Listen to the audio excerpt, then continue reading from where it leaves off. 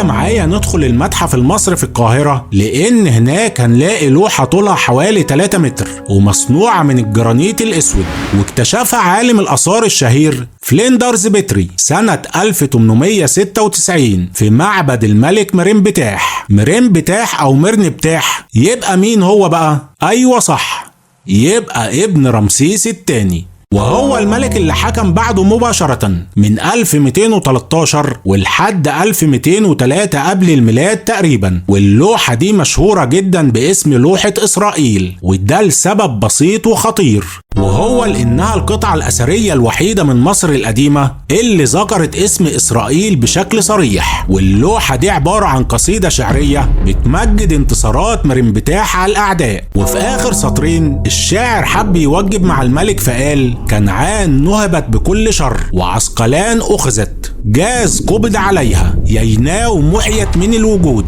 إسرائيل دمرت ولم يعد لها بذرة. والكلام ده خطير جدا لسببين، والسبب الأول وهو إن تاريخ اللوحة دي هو في السنة ال5 من حكم مرنبتاح، يعني حوالي سنة 1208 قبل الميلاد.